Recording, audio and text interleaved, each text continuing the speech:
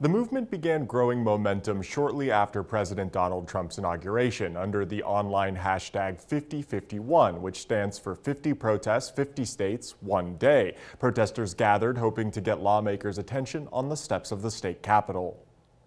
The crowd, large enough in size that Jefferson Road, right out front of the Capitol, had to be closed. Protester Tom Frey, a 20-plus-year USAID volunteer, said everyone there shared a common interest. People are very interested in what's going on in the U.S. government right now.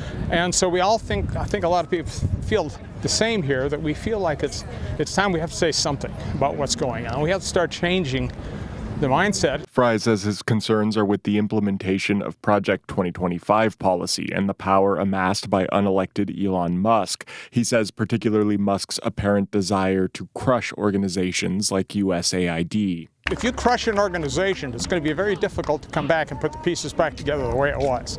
And is it perfect? No. Are there things that could be done to improve USAID? Absolutely. But to just take it and dismantle it, as Musk is trying to do, is wrong. Protesters represented several different communities and groups. One speaker, a trans woman, shared her story and how she worries for those who have already and have not yet transitioned with the Trump administration erasing transgender from government verbiage. Others, like Chris Ross of Boise, worries about access to life-saving health care. I am extremely concerned and afraid of what's going on at the highest levels of government. The possibility of losing benefits that keeps me alive just absolutely scares me, but I'm also afraid for the millions of people who are going to be affected by this because he just doesn't understand the consequences of his actions. Ross said he hopes the crowd will get the attention of lawmakers as he believes that standing up against Project 2025 and the Trump administration is mandated by their constitutional oath of office. Well, I would like for my congressman and my senator to actually stand up and defend the Constitution because they did take those oaths.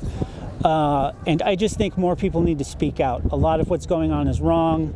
A lot of this is him just pushing his power to see how far he can get, and it's not going to end well for anybody.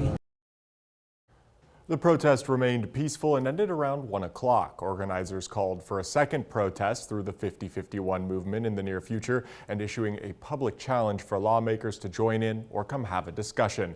There were also a handful of counter-protesters in attendance. In studio, Dakota Castet's DJ reporting.